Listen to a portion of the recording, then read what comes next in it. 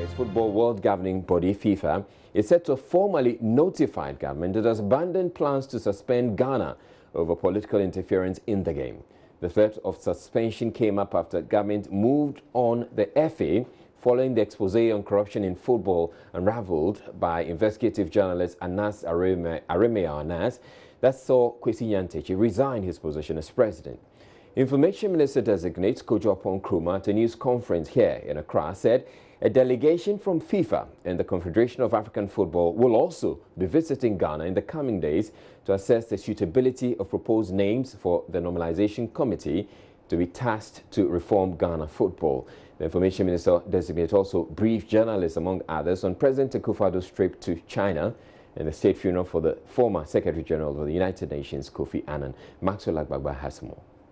The Information Minister designate says the Normalization Committee will, among others, be responsible for the reformation of Ghana football.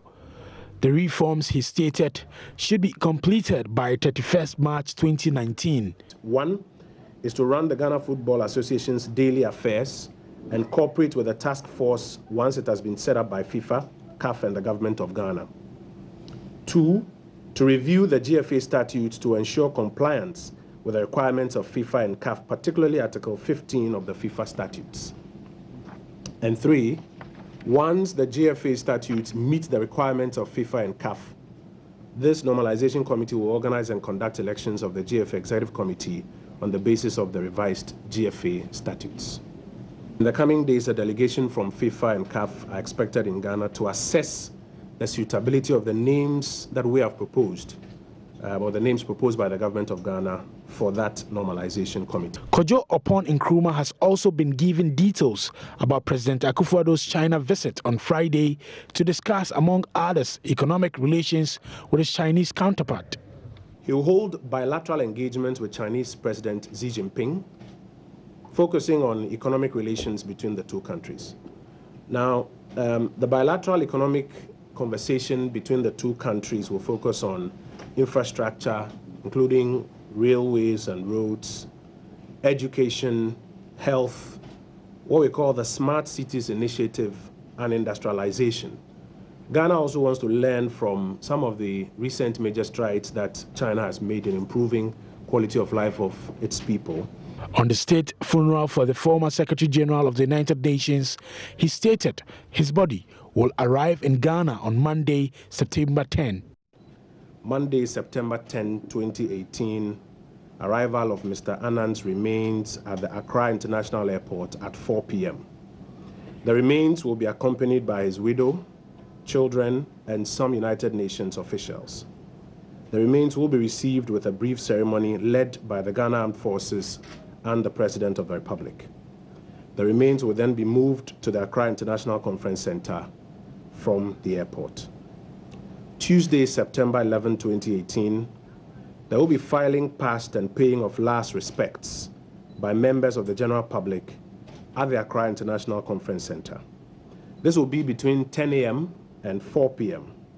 and we encourage the general public to come pay their last respects to this illustrious son of Ghana.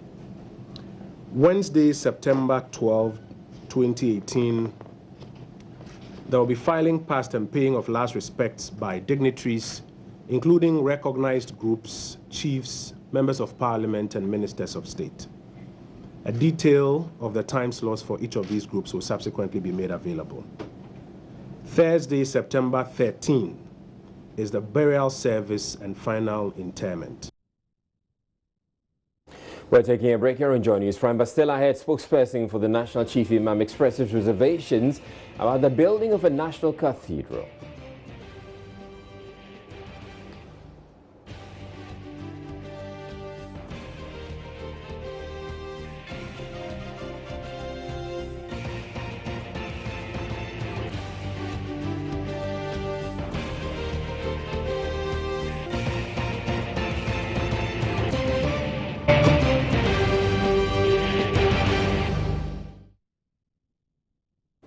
Spokesperson for the National Chief Imam Sheikh Aremea has described as misplaced the decision to build a national cathedral, especially when it satisfies only one faith in the country.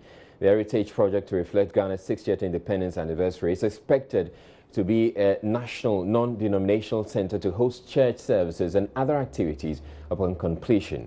Though government says it is only donating land and not committing any public funds to the project, concerns have been raised about plans to relocate some state properties to make way for the edifice. Sheikh Arumiyao, who was speaking to Joy News after a meeting between the president and the country's religious leaders at Jubilee House on sensitive national issues, says government could have approached the matter of the cathedral differently.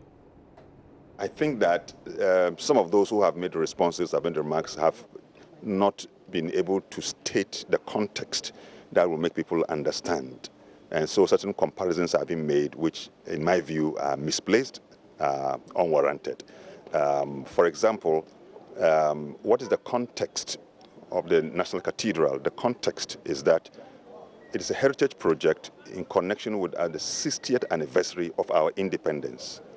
That is where the concern is. If it's in respect of our 60th anniversary, the independence, is it for one section of the country? Is it for the whole of the country, our independence? Yeah. So if I have been requested to propose, I would have proposed, can we have a national edifice in the form of a national dialogue or interfaith dialogue center in which you can have a church, you can have a mosque, and you have an auditorium, so that, because Ghana has become a model of interfaith harmony and peace, you see it. So still people are coming here to learn from us, and we want to deepen that. And I think that an edifice like this, a project like this, would have given shape to it, to make it even a more permanent something. I would have loved it that way. So that is the context. When you remove it from the context, then you create as if, okay, Muslims have a national mosque. No, no. The context of the national mosque is a different ballgame altogether. The oldest mosque in Ghana was pulled down by Rawlings administration. It's pulled down. I mean, to our emotional displeasure, we felt sad. Young Muslims entered into the mosque at that time. They said they wanted the mosque to be pulled down upon them so that they would die together with the mosque. So you see the emotion. So I think Rawlings wanted to maybe assuage the pain we went through. So as a president, he himself offered that land. And then since we started, Muslims, we have to clear the place, we have to raise money, engage a Chinese contractor to build it, until a point where we could no more raise the money, and the Turkish organization came in. You know, so the two projects are different, and I think it's a misplaced comparison to do if we put the two together. Well, Vice Chairman of the Association of Christians and Charismatic Churches of Ghana, who was also at the meeting, Reverend Dr. Victor Say, says the National Cathedral is long overdue, considering the large number of Christians who make up the country's population. Basically, the president, in his wisdom, came out with three areas: education, taxation, and the third one was had to do with other issues and things like that. So he came out and he was very clear as to the vision that he had for the country in some of these areas. And I think at the end of the day, everybody was satisfied because there was that interaction, and the interaction was very good. The contributions were excellent. And I think the way forward for this country is very good. And there were a few questions which were asked about clarity in the educational system, where there's a double track or two track system. And the deputy minister, I believe, explained it explicitly, very clearly, to the understanding of everybody. And in terms of taxation of churches, etc., I believe we came out with, the government was very clear, we're also very clear on issues concerning that. And I believe in the next couple of months or weeks, some kind of a charity will come out which will regulate certain things in the church. And of course, not only talking about the church, we must understand that the church is much more than just the Christian community or the body of religion.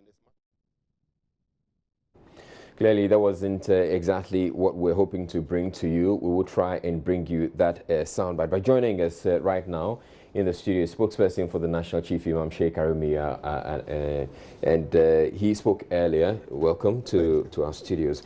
All right, so let's first start off with the comment that you were suggesting. I want to understand, were you speaking on behalf of the chief imam, or you were speaking in your personal capacity? Because at some point I was there to represent the chief imam at the meeting, but with respect to the comment, that is in my own personal capacity. All right. Yeah. So is it the case that the chief imam or the Muslim community is opposed or unhappy about the construction of the National Cathedral?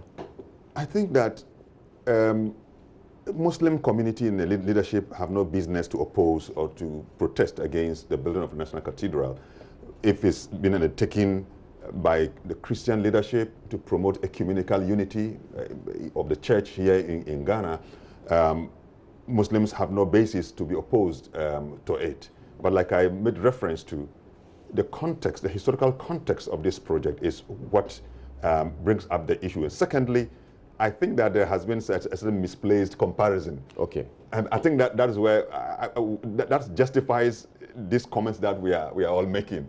That, oh, we are having our national, but oh, you Muslims too, you have a national mosque. And the two projects are different. How different the are difference they? Is that because if we had managed to bring you that soundbite from one of the reverends we spoke with, he indicated that if you look at the number of Christians in this country, 70%, making up 70% of the population, it is only fair that there's a national cathedral representing the Christian community. You see, we have a country that is constitutionally a secular country. You see, and secularism does not mean godlessness. What secularism means is that no one religion in one country will be made superior to other religions. All right. So in then, that case, so there will be no discrimination, yes, there will be no preference, there will be no that. In that same vein, won't Christians also say that the Muslims have a national mosque and Christians don't? And so in that case, you're giving preference to the Muslims. You ask the question, who is building the mosque for the Muslims? And that's why the historical context. You heard me making reference that our old mosque, one of the oldest mosques in Accra here, was pulled down in the name of revolution by the state. And I think that it is one of the dents in the history of the country that an edifice that would have been a monument for tourism in this country, representing the identity of Muslims, was, to use my cautious word, recklessly pulled down. Even when we had protested, it was pulled down, but we didn't have the power. But it appears to me that President Rawlings, after some time, I think felt that that could be a certain emotional blot that will remain very difficult to erase. So to assuage it, he offered this land. So it was in replacement of something that belonged to us that was given. And that's the difference in the context. All right. This one, our 60th independence anniversary. And I asked the basic question, independence for which group of the country? Who are those who fought for that independence? Is it one section of community that fought for the independence? And I think that probably it's a mistake that has been made, but that it's not a basis for conflict. We want to remain, Muslims and Christians have been in this country, we fraternize very well. But I want to say that even as a government, you need to be careful that you don't sow the seed of generational conflict. Now, government has already gone ahead to say that it is not committing any funds to this project. All it is doing is offering the land. And government has offered land to various groups in this country. If it is having to offer land to a community that makes up 70% of the population, that shouldn't really ruffle any nerves. The issue is not even about population. In fact, the issue of population does not arise at all. The issue is about a secular feature, secular constitution that we are running, in which case no one religion is given superiority. Right. In fact, the number does not count at all. Other than that, our constitution... But you think that by offering the land, they're giving one religion or faith superiority? Not that, but the context. In fact, we should not write out the context of the project. It's a heritage project in connection with our 60th anniversary of independence. You see, once you remove this one, in fact, if it had been out of this, we have no business to talk about it at all. But I'm saying that I'm a Ghanaian, I'm a Muslim, you are a Christian, you are a Ghanaian, we share common identity as nationals of this country. So what is it that gives you that superiority over me? And I think that, but when we come to celebrate our independence, then it is you who are at the center, not me. That is the issue. And I think that we should be able to understand this. We wouldn't have even spoken if those comparisons, because the people are saying that, look, you are also being sponsored to go on Hajj. I said, look at the argument. And I am challenging any government to sponsor Hajj and give us the account.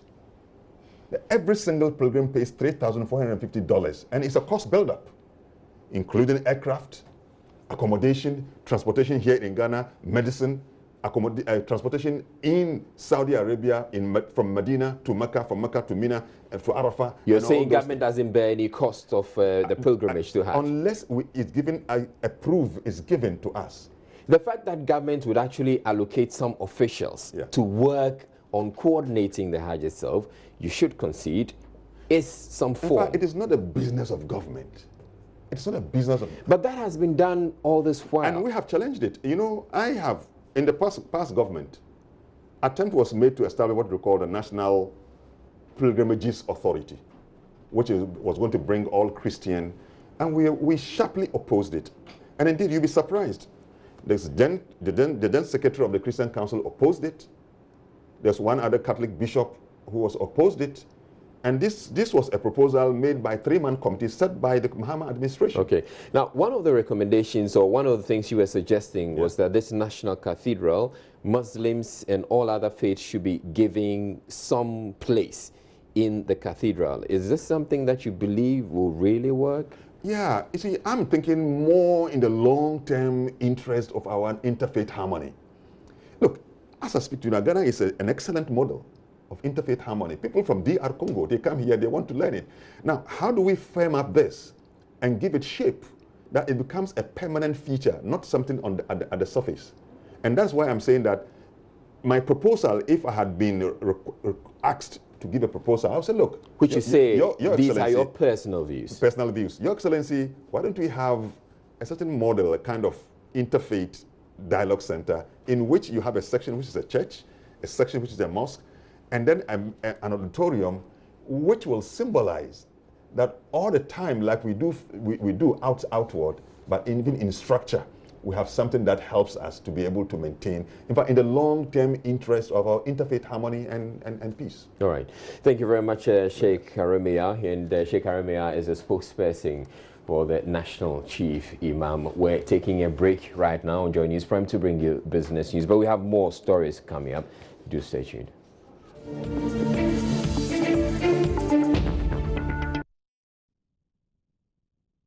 Right, so before we bring you business news, let's take a look at today's big stories. And spokesperson for the National Chief Imam, Sheikh Aremia, has described as misplaced the decision to build a national cathedral, especially when it satisfies only one faith in the country. Sheikh Aremia, who was speaking to Joy News after a meeting between the president and the country's religious leaders at Jubilee House on sensitive national issues, says a venue where all faiths could worship would be preferable. Vice Chairman of the Association of Christians and Charismatic Churches of Ghana, who was also at the meeting, Reverend Dr. Victor Osei, however, says the National Cathedral is long overdue, considering the large number of Christians who make up the country's population. People decide to come together to aid government in setting up a national cathedral. Remember, we are about 70% Christian anyway. Joy News is meanwhile learning governments will be going ahead to levy taxes on some revenue streams of the country's churches, though it is yet to settle on what should be taxed. The committee to make a determination is said to be in the works. Some contract staff of the defunct Beige Bank who have been notified by management of Consolidated Bank Ghana Limited their services will no longer be required are demanding the payment of their July and August salaries. Football World Governing Body FIFA is said to have formally notified government it has abandoned plans to suspend Ghana over political interference in the game. And fresh female students admitted to previously all-male halls of residence at the Kwame Nkrumah University of Science and Technology have urged their parents and other family members to remain calm over social media reports they are being harassed.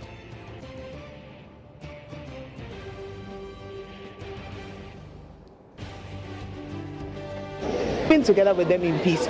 We had our, what's it called, the orientation. They are all Emmanuel Abadjafi now brings us the business news. Hello, Emmanuel. Hello, Israel. Good evening. Good evening. And welcome to business. The Auditor General, Daniel Domelovu, has hinted that his office has begun a process to audit all state-funded road infrastructure projects in the country. The essence of the exercise is to ensure government funds spent on such projects correspond with their value. There's more in this report. According to the Auditor General, many of the roads constructed in the country have not gone through proper auditing to ensure that the monies used are well accounted for. Speaking to journalists after launching the 2018 audits, Daniel Domelovu disclosed that infrastructure projects like public buildings will be added to the audit. We are engaging the services of people who know the work to train our staff. Already, like I mentioned, we have quantity surveyors, we have engineers, we have architects, etc. in audit service. They are in one of our departments called Performance and Special Audit Unit. What it is going to take is just quality assurance approach. If, for instance, the bill of quantities says that you've built 200 kilometers, we want to measure that with you. We want to go the full length of the road with you to see whether it is actually 200 kilometers we are paying for, or we are paying for 150 or 170. That is one. Two, if the bill of quantities says that the road should be maybe 14 feet wide, we want to measure intermittently. We can't measure the whole thing, but from different angles we shall stop and measure. Though it is unclear the particular sanctions, contractors who may be found culpable of any wrongdoing under the financial management law will be dealt with. So that's what we want to do. So there and then we will do it with the contractor. In front of you, we take the sample and say our measurement shows that this is 7, it's not 11. Measure it yourself and tell us what you are also getting. And if we do that with you, maybe we take about 10 or 15 samples at different stages, and it shows that consistently you have not met the standard, then it means you have to refund some money back to us. You have cheated us. The Office of the Auditor General is working on blocking salaries of heads of public institutions who fail to produce financial reports to the Auditor General. The Petroleum Commission is taking steps to unbundle contracts to prevent fronting in the upstream industry. Speaking to investors in Norway, where the Commission is currently leading a trade mission, CEO Egbert Fabel Jr. said the move would ensure as many companies as practicable in bidding for project contracts for the right selections to be made. Daryl Kwao has more from Norway. The acting CEO of the Petroleum Commission, Egbert Fabel Jr., was speaking at a B2B meeting between Ghanaian firms and investors, mainly from Norway, on the second day of the Offshore Northern Seas Conference and exhibition taking place in Stavanger, Norway. He explained why it has become important to unbundle contracts. We seek, among others, to have everyone who has, or every company that has the needed competency to be able to bid for and win something. So we seek also to unbundle contracts. We seek to unbundle contracts. So we want to communicate here and now that we deprecate, conduct that, you see one company forming 3-4 other companies to get all the contracts in a particular value chain. When we see that, we will stop it and unbundle and free some of the contracts for everyone else who is fit, proper, to get something to do. Country manager of Norwegian firm Aker, which is due to undertake oil exploration activities, Jean Helge Skoken, updated the participants on the work done so far and opportunities for Ghanaian firms. As we speak, we are operational. We have more than 100 people located in Oslo and in Accra in Ghana. I am the country manager on the ground now in Ghana, and I have a good local organization supporting me, and the organization is growing as we speak. We are building up the organization now in Ghana with only local Ghanaians in the organization. The project is moving forward towards a realization. This year's Offshore Northern Seas Conference is being held under the theme Innovate, It has brought together major stakeholders in the oil and gas industry. Darryl Kwao, Stavanger, Norway. Agriculture information and communication firm Isoko says it hopes to partner government to improve data collection in the country. According to the firm, most small and medium-scale enterprises struggle with data collection and management, a situation that leaves much to be desired in the quest to digitize the economy. Bismarck Hausa was at the official launch of Isoko's data collection app called The Insight, and our reports.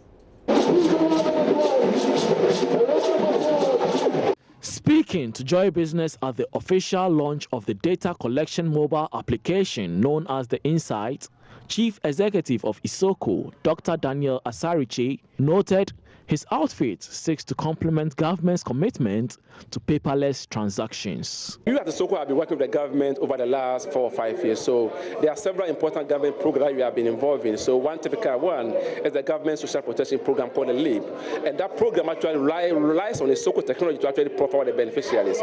We work very well with the Ministry of Food and Agriculture on their flagship program of Planting for Jobs and Food. What we've seen across Ghana, across the country, is that small-scale businesses, small and medium-sized enterprises, have been struggling with how they manage their data. Right, so what Insight does is to transform the way these businesses actually use and manage data. So we really want to have a tool that allows businesses to manage the way they get data, generate insight, use that insight to manage their business, make it much more profitable. You are open to work with government, you are open to PPP arrangement, you are open to any potential business that want to work with us, to be able to use the tool, to leverage the tool to improve on whatever they are doing. The mobile application is a simple, fast and flexible platform which can be used to collect quality data from anywhere in the world with or without an internet connection. It captures photos, fingerprints and signatures. Meanwhile, the Ministry of Communications has reiterated its commitment to implementing digital initiatives in most sectors of the economy. Desmond Boateng is Director of Policy Planning, Monitoring and Evaluation of the Ministry of Communications. The Ministry is implementing a number of digital initiatives, such as the e-immigration system at the Cathedral International Airport, the e-justice system to facilitate the administration of justice, e-parliament system to enhance the work of parliamentarians and to assess the parliamentary information by the public, and also e-government in general as an efficient way of delivering government services to the public.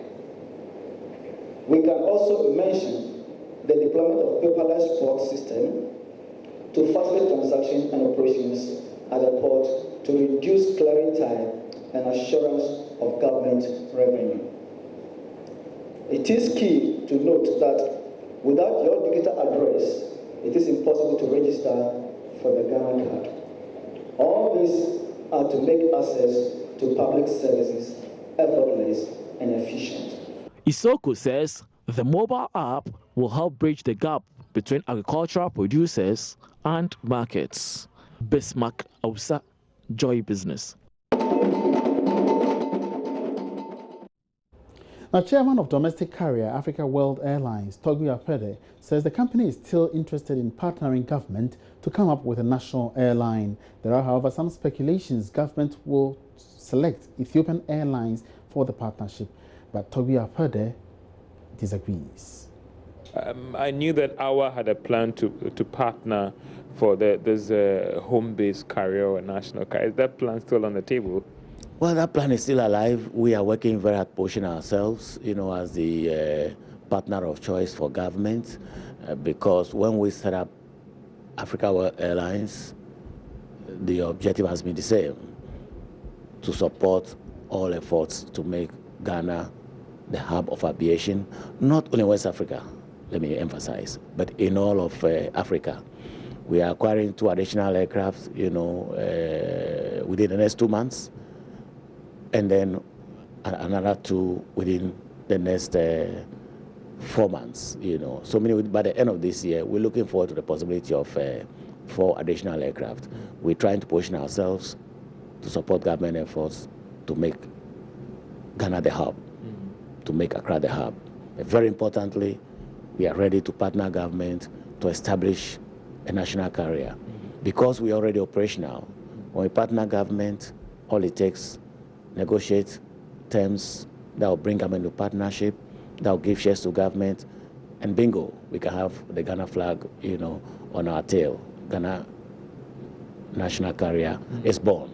And I think we have the chance, or we are in a position to make the government realize this objective very quickly, and let me say very reliably. And that's all we have for you in business on Joy News Prime. Many thanks for your company. My name is Emmanuel Abuaji.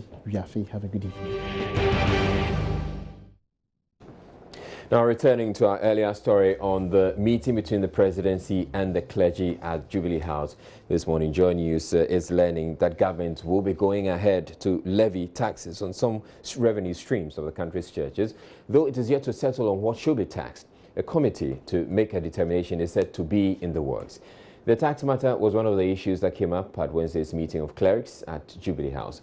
Though the representatives of the religious bodies Joy News spoke with after the session are generally not opposed to being taxed, they are concerned the committee may make some inappropriate recommendations. Consensus was that there is no church organization, be it the Catholic Conference or the Charismatic Associations or the Pentecostal or Christian Council, that opposes the view of the churches being taxed. It's just the manner in which things are done that we raised some concerns. Then again, our thoughts have also been that there should be continuous engagements and there should be a regulatory body, so that it's not seen that is the government that wants to do that, but a regulatory body has actually been put in place to be able to... Yes, taxes are very necessary and it's important. For every meaningful citizen, you should believe in taxation. But is it just taxing the church that makes a solution, or we should know what aspects of the church can be taxed? If there are businesses that the church is doing and it receive remuneration, then when they make profit, the profits are taxable. Well, President Akufo-Addo has called for closer collaboration between the clergy and government in addressing the country's concerns. Periodic basis, it would be good for me to meet with you so that we can also deal with matters that are of concern to you and matters that are of concern to me as the head of government. And I'm hoping that what we're doing here today is going to be a regular feature of my governance. So something like a couple of times a year, we'll have an opportunity to meet, and I will hear your considerations, and you will also hear the things that are on the heart and minds of government, because it's important that from the different angles from which we approach the public interest, we work together. Work together doesn't mean that we have to agree on everything. Work together means that we have an attitude of cooperation.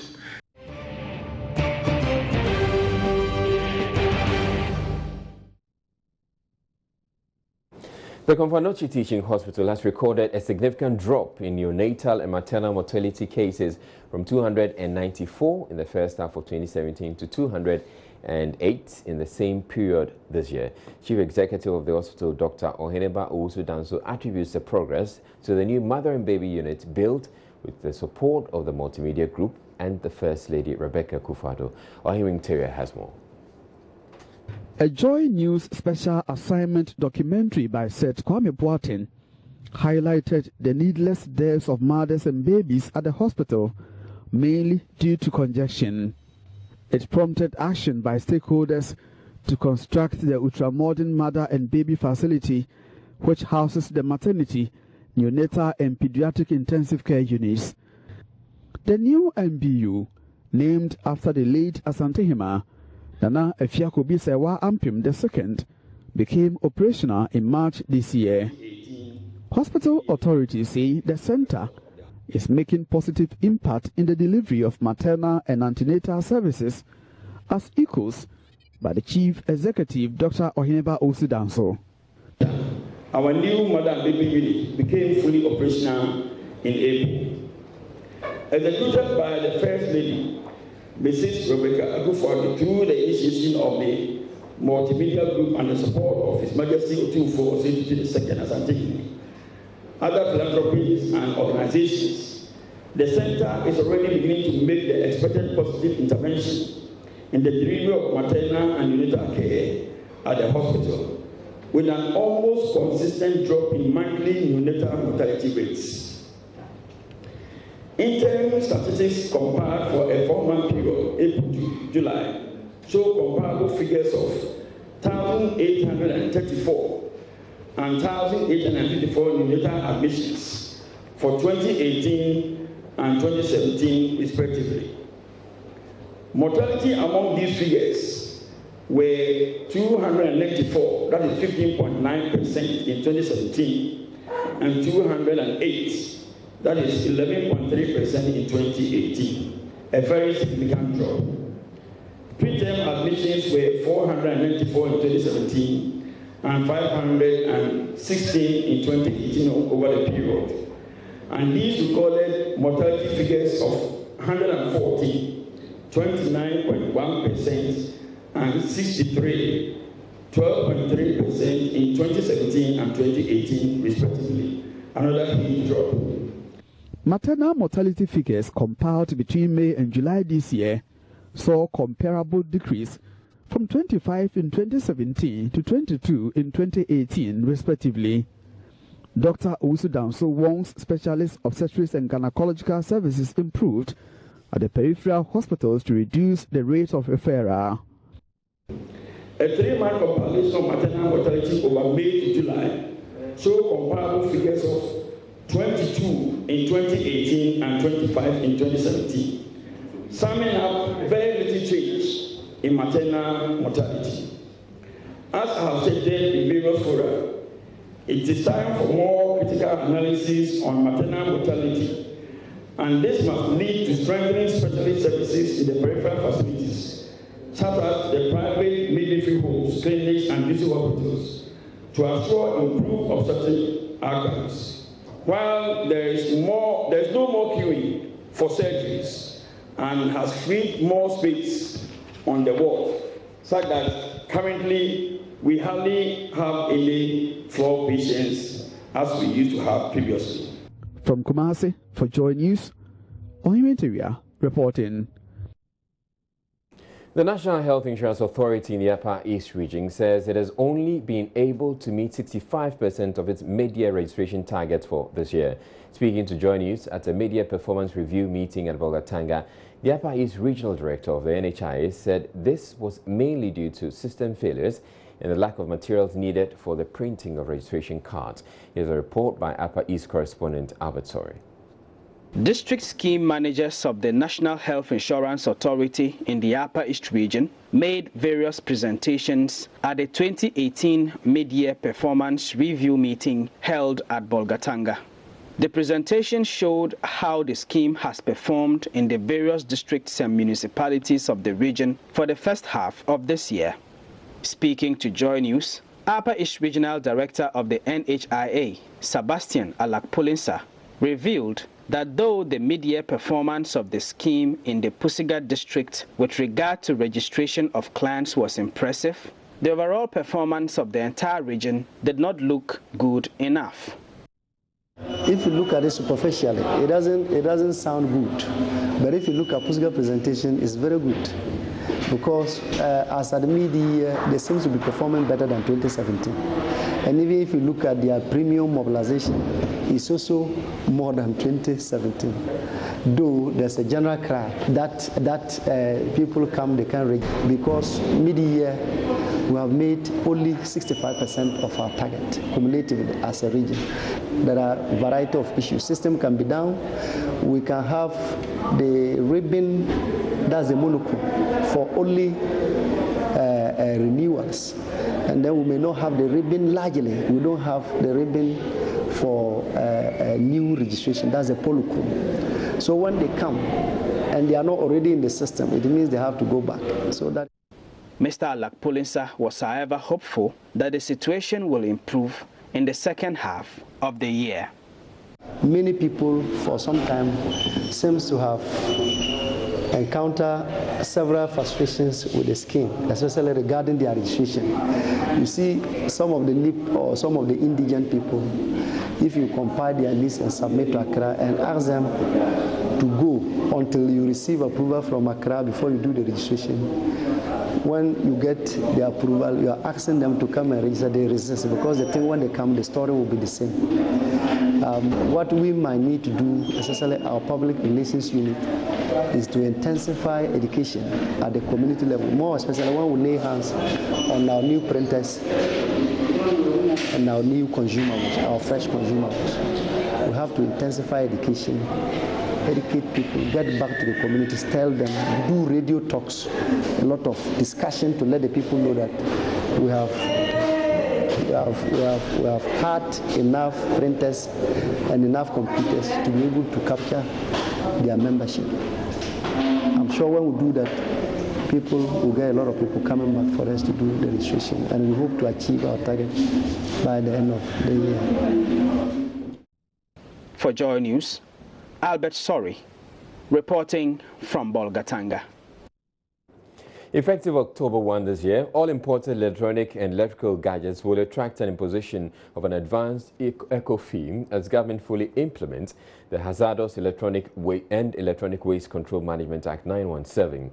The law passed by Parliament in February this year aims to streamline activities in waste collection and management industry to ensure sound management and recycling. The Act also ensures that harmful elements associated with hazardous and other waste products are captured and processed safely to preserve critical ecological components such as soil and groundwater. Unveiling government plans to ensure details in the Act are achieved, President Akufo-Addo said Agbogloshi, which is home to electric waste, will receive a facelift, including construction of a multi-purpose recycling plant to address the insanitary conditions there. The recycling facility will not be a stand-alone entity, as there's a component of the project that will support the establishment of a network of collection centers to provide continuous supply of raw material to sustain the operations of the facility. This component will create over 22,000 self-sustaining jobs for the youth of the country. Ladies and gentlemen, we are about to see an end to this global environmental challenge in Ghana that is fast becoming a national security threat to most governments on the African continent. One important aspect of the Act, which I wish to highlight, is the establishment of a fund to support key trade associations, such as the Ghana Union of Traders Association, GUTA, the Association of Ghana Industries, AGI, and the media, and to support research in academic and research institutions. The fund will offer incentives for collection, transportation, and disposal of electrical waste, and promote public education on the safe disposal of electrical and electronic waste and the negative effects of electronic waste. I urge all agencies involved in the project to cooperate and develop a strategic business plan which will put these funds into productive use for the benefit of all. Minister for Environment, Science and Technology, Professor Kwabena Frimpong-Boateng, indicated implementation of the Act will strictly enforce promotion of the health and well-being of people living in the identified areas. We have started a series of seminars to sensitize the various stakeholders on this law to ensure smooth implementation. My ministry and its agencies, especially EPA, will implement the law to the letter and to monitor the construction and subsequent operation of the e-waste recycling facility to ensure that it meets environmental, social, health, and industrial standards. Mr. President, the construction of the recycling plant will begin in October this year at Agbogloshi. And Agbogloshi, as we know it, will not be the same again. The end of the filth, health, and environmental hazards is near. Mr. President, prior to the collection of the advanced eco-levy and construction of the state-of-the-art recycling plant mentioned above, the government, through MERCI, has signed 2 other agreements with the German institutions, the German government. to manage e-waste. The first agreement is with KFW, a financial institution, to build an e-waste holding center that will store all the e-waste that will be purchased from dealers at a price equal to or higher than what they will get after using crude and unhealthy methods of recycling currently seen at Abu Dhabi. Female students admitted to the Unity Hall at the Kwame Nkrumah University of Science and Technology have discounted reports they have been harassed by their male counterparts. A video circulating on social media suggests the male students are assaulting the females over the conversion of the previously all-male hall into a unisex hall. In one of the videos, some male students could be seen running after some females, with one of the females falling in the process. Another depicts a joyous atmosphere with both males and females gyrating on the floor at a dance session. Some of the female students Joy News has been speaking with say they resisted attempts by their male colleagues to compel them to join the dance, and that the pursuit of those resisting is what was captured in the video. They tell Joy News they are fine.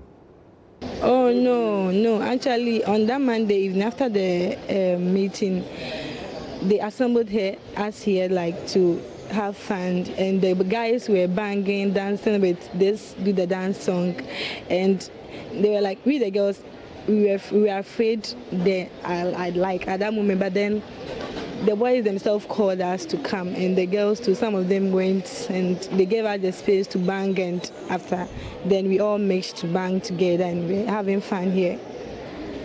That is not true. It's solely not true. It's not true. They've not been making it. We've been living together with them in peace. We had the orientation about 2 days ago. We were there with them. I mean, they've been doing some jama and other stuff here and there, but then the atmosphere is cool. It's not even what we expected. So far, it's been good. It's just the fresh years that are in the house, so it's okay. So have you encountered any problem? No. Any harassment from any guy? No, please. Because they are all our mates, so it's been cool. You've been playing music, right? Yeah.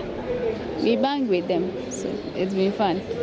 School authorities warn parents who have evidence of harassment of their wards to lodge an official complaint to the administration. Kwame Yeboah Jr. is the university's relations officer. I would entreat all Ghanaians to disregard it. I'm sure some people are trying to use it for their own ends. It's just mischievous. If other people or some people decide to tell Ghanaians that the ladies are being harassed, it is never correct.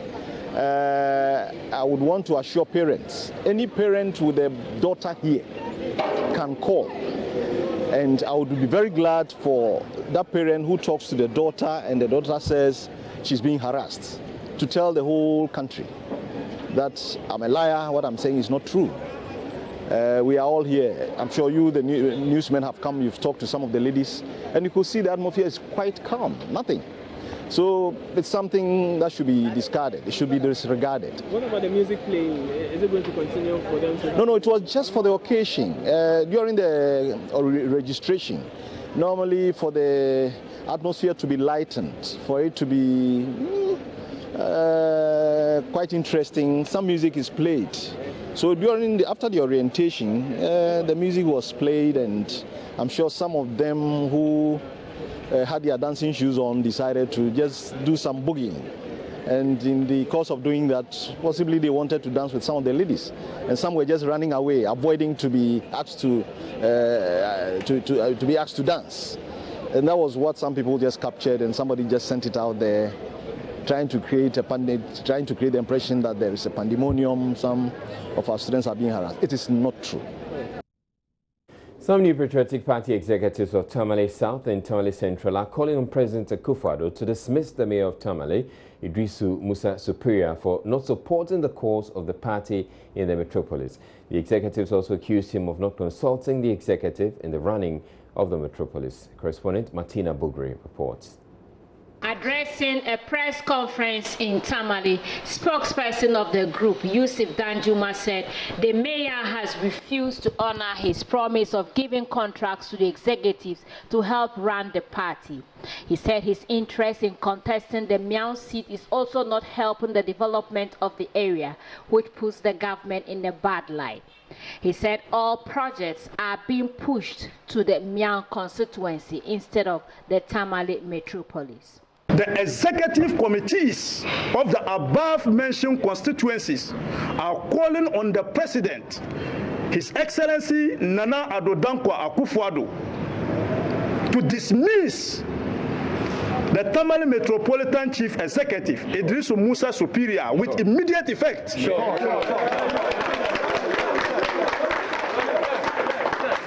On the basis of the understated reasons. 1, he ran a parallel administration without consulting the constituency executives under his jurisdiction. 2, his outright disrespect towards the constituency and regional executives. 3, his posturing of undermining the political authority in the region. That is the regional minister and his deputy. Thank you. He awarded contracts to himself and his cronies. No single contract has he ever awarded to the current crop of executives for both constituencies to support them to run the party in fulfilling his own promises to do so. Ever since he declared his intention to contest the MPP primaries in the Myong constituency, his appetite for the development of his constituency is very glaring for any careful observer. To the detriment of the 2 constituencies and the Tamale Metro. Responding to questions whether the executives of the MPP were part of government machinery to be consulted by the mayor before he worked, Mr. Danjuma agreed that even though it is not written in the constitution, it is unwritten convention in the country. That every DCE should consult the party in government. It is not for nothing that the General Secretary of MPP or the National Chairman sit at cabinet meeting. There's no legal backing of that. But conventionally, for the party to be abreast of government policies, it's imperative for that consultation to be done. When he himself acknowledged that he should consult before he can perform his function and apologize Moreover, he is an ex-official member of the Constituency Executive Committee. Thank you. Bidding for contracts, we would have done that. But the MC himself promised the constituency executive that he will award contracts to us to support us to run the party in our various constituencies. So we are holding his feet to the fire. We are holding his legs to the fire based on his own promises. Thank you very much for the question.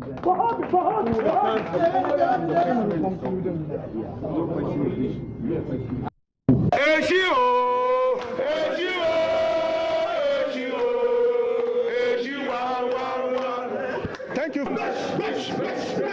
And that's it for the bulletin. My name is Israel. Have a good night.